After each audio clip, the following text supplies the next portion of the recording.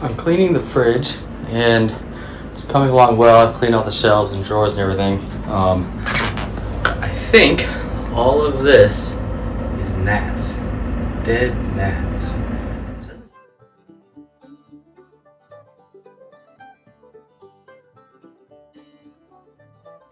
Hey everyone, welcome to week 2.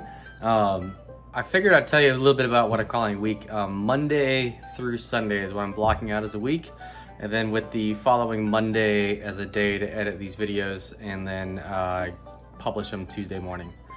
I also decided to start keeping track of how many hours I'm putting into working on this, so y'all have an idea how much time I'm putting into working on the house. And this week I did 21 hours working on the house. I got a new dumpster this week. The last one went away. It was 30 yards. New one is 30 yards. Same company. I actually, when I got the first dumpster, I just went to budgetdumpsters.com and I figured they'd have already done the research on who has the best prices in town. And so they came up with this Red Box Plus company. And for the second dumpster, I called them directly and explained what I went the first way. They recognized my address. And I was able to save $75 by calling them directly. So the first dumpster cost me $500. The second one is $425. I have it for a couple more days. It's almost full already. Cleaning the rooms isn't just a simple matter of dragging the stuff out. That's the relatively easy part. It's time consuming, it takes a while. But actually the bigger time consuming part is doing the vacuuming. Basically what I'm doing is I'm sweeping, going behind after cleaning, I'm sweeping, and then I'm going with the shop vac and I'm starting at the ceiling and I'm getting the cobwebs and I'm working down the walls, getting the walls, and then going to the carpet and or tile floor, whatever the floor happens to be, and getting all that done. So hopefully it's as clean as I can get it in the moment. And in the upper rooms, I was running the gable fan so that any dust I'm kicking up, hopefully it doesn't go into the rest of the house. It just kind of gets sucked up and spit out the roof of the house. This week, the big project was working on the kitchen sink. It didn't go nearly as smoothly as I planned. I basically got to come to terms with the fact that no matter what I do, any valve I touch in this house, I pretty much better just go ahead and get a replacement before I touch it. Valves leaked. There was a missing valve in one spot. I'll show you that in the video. So let's get rolling. All right, guys, it's Friday evening. Last night, I spent the night. I cleaned up those windows. Actually took a couple passes to clean them, and the mirror there. I got rid of the sofa. I took down the entertainment center. The bottom of it was rotted. I'll show you a picture of it right here. This little dresser, I thought it was going to be good. It looks like it's in good shape. It's really sturdy. I was cleaning it, got to the bottom drawer and found mold, so I got to just take it outside, smash it up, throw it away.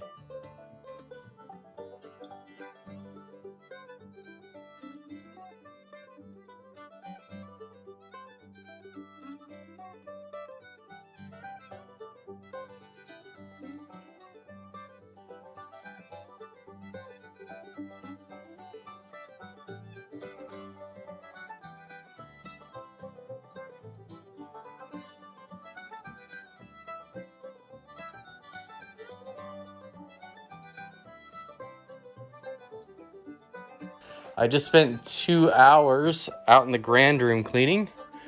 Looks significantly better. This stuff over here, these clothes hangers and this bed frame stuff, the previous owner wants to come get. So that stuff will disappear soon, but in the meantime, it'll hang around here. I need a vacuum. This light does not work. Every other light in the room works. It's got some silly little thing where it wiggles back and forth to try and mimic a flame. This heater, I don't know if it works. It's a gas heater. I'm gonna break this down, throw it away. I might crack open this computer just for shits and giggles, see what's in it. File cabinet's gotta go away. Monitor's gotta go away. There's a planter over here. Some overhead lights, purple, black light, I don't know. This ancient TV, this thing is old enough that it has a V-Sync in it, and it has screw terminals for the antennas. But not so old that it doesn't have RCA for composite inputs for the video. This kind of fits the theme of the front door of the house. Kind of goofy looking. This is one of the struggles of having a Miata as a daily driver. Things just don't quite fit right. I don't have a way to hold this door open, so I'm just using the old shower head door stop. On Saturday, I cleaned up this room quite a bit. I got all the cobwebs, did all the vacuuming and everything. It turns out the glass in the door is actually double pane, and it's the outside one that is broken. And I took down all the blinds and stuff out of the windows, really opened up the room, make it look a lot better. I did find the stash. This little thing next to the fireplace. Everything's unopened, but I'm not gonna drink it. I'm not a drinker anyway. But maybe someone else wants to take that risk. We'll see. So I found out what this thing is. It is a dishwashing apparatus thing. You're supposed to put soap in that hole there, that disgusting looking hole, and then it comes out here and here. Problem is, these don't turn anymore. These don't turn anymore. This doesn't turn anymore. That still turns, but this leaks. And well, I don't trust that. If I remove it, I'm gonna have a hole. And if I keep it, it's just gonna be there and in the way. And on top of that, it is leaking goo. So I have a new sink, I have a new faucet, time to replace all this. Here we are in the basement. These two run towards the kitchen, so I'm going to turn them and hope they don't fail. This is a test to see if the water's off.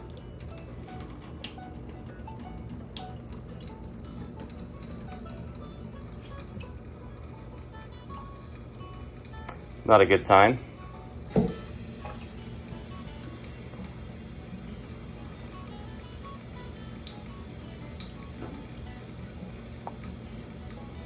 Huh.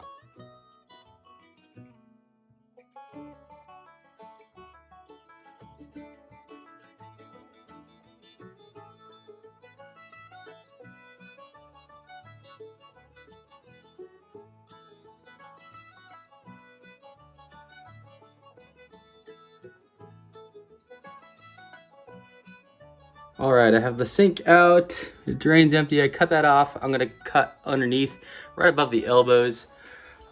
That's all out. All right, the sink is out. I've put the new valves in, so I should be good. We open up this.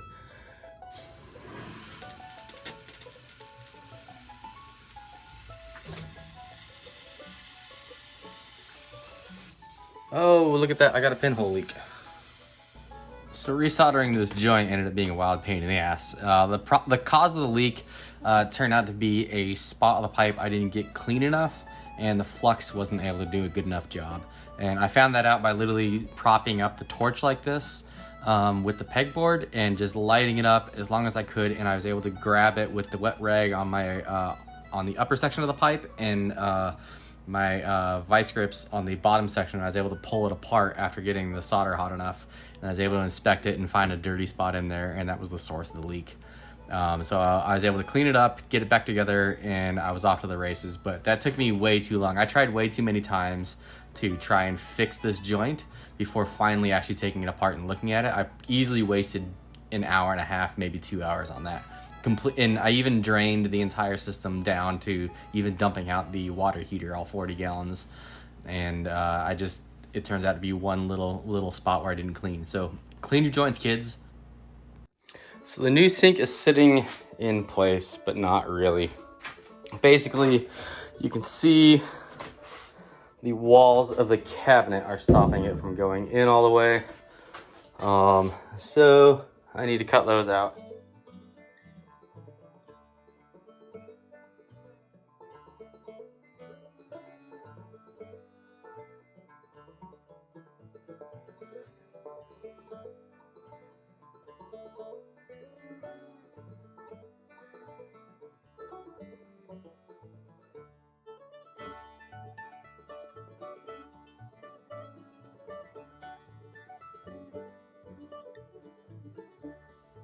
All right, so here's the bottom of the faucet. This is one of those faucets that has the arm sticks out. You can grab this and pull it. As you see, when I pull, this hose goes in. So what has to happen is the water has to come in, up to the valve, and then come back out, which is what this one is for. These ones are the two inputs. The problem is these are not standard fittings, and they don't tell you this, and they don't have adapters for standard fittings in the package. So the problem is, the reason they're not standard fittings is you got to be able to fit this mounting ring up and over the whole thing and clamp onto here. That's what holds this to the sink. So the problem with it not being standard fittings, everything is 3/8 on this particular, well, out of the shut-off valves, it's 3/8, and it was in the previous setup. But these are 1/8. So to solve this problem, we have to convert this from female to male. So we're using this nipple, and I'm using a long one to do that. That way it can actually reach the bottom of the sink. So use the nipple to go onto here, and then we need to step up. This gets us the male, which we're expecting on our hoses here. But we need to step up to 3/8. So we use an 1/8 to 1/4 adapter that'll thread on there. And then from there we use a 1/4 to 3/8 adapter. And that'll thread on there. And then our hoses will thread onto the end like you expect. And that makes for an assembly. So basically what I need here is some Teflon tape. Teflon tape for the small joint, Teflon tape for this one, no Teflon tape here. And this is all gonna be a pain to do because the sink is 9 inches deep. So what I'm going to do, and hopefully this works out, the cabinets aren't in the way, is I'm going to mount this in the sink, and then I'm going to attach all the adapters so that all I have to do is put the hose on. And I think I'm gonna wrap a bit of black E tape around the cold one so I know which one is cold when I climb underneath the sink. So let's see how that works out. All right, so what I have done is I've just simply mounted this and I've test fitted it to make sure that it will clear all this, and it does, which means I can go ahead and pop it back out and get all the fittings on the back side so that I can reach them from underneath. All right, so I have everything attached. I even went ahead and attached the drain. That's pretty simple, straightforward. So this here is a weight to ensure that this gets pulled when you let go of it and it stays in place. But as I said, long nipple goes in. We go to 1/8 to 1/4, and then 1/4 to 3/8. We got the Teflon tape in there. I got this one marked black for cold. So time to drop it in place, and hopefully none of this stuff is in the way now. All right, so it still fits in place even with the nipples hanging off the back. So that's good. As some of you probably thought right away, the weight was in the wrong spot. I ended up moving it back down where it goes. The sink is actually not in yet. It's sitting there. It's a test fit. Always test fit things. So the next step is to pull it out, grab the caulking gun, run a bead of silicone around underneath where it's going to meet up with the sink, with the countertop, and then go ahead and flip her into place for hopefully the last time.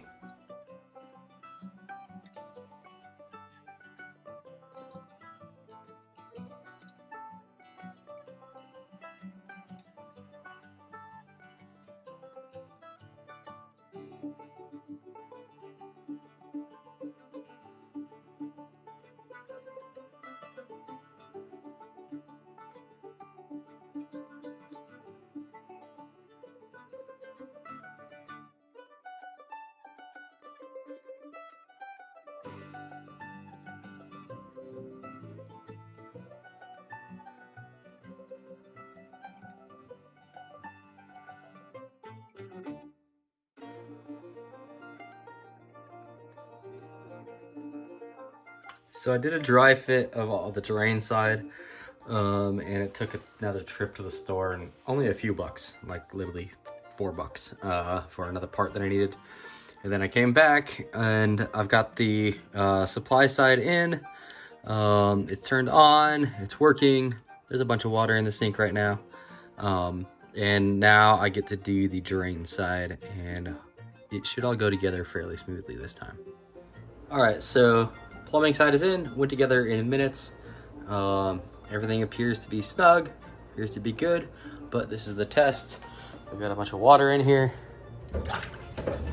And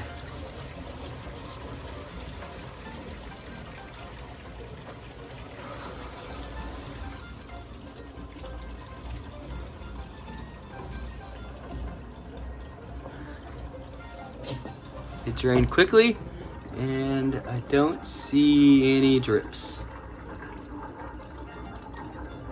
I think we're good. All right, so the sink is working. Works as expected. Ta-da. There is one problem though, and it turns out the counter leans this direction, so water kind of pools up over here underneath the little dish rack. So there's nothing I can really do about that until it comes time to remodel this entire room. That will come. I will do that. This is not staying green and red or orange or whatever the heck this countertop color is. It's just a matter of time. I got bedrooms to do first. I got bathrooms to do first. But it'll be done before the basement and the other room. But that brings us to the end of week 2. I got a lot more stuff for week 3 ready. I already got parts waiting. I spent a lot of week 2 waiting on parts, even waiting on the dumpster. So I got a lot of stuff for week 3. So come back.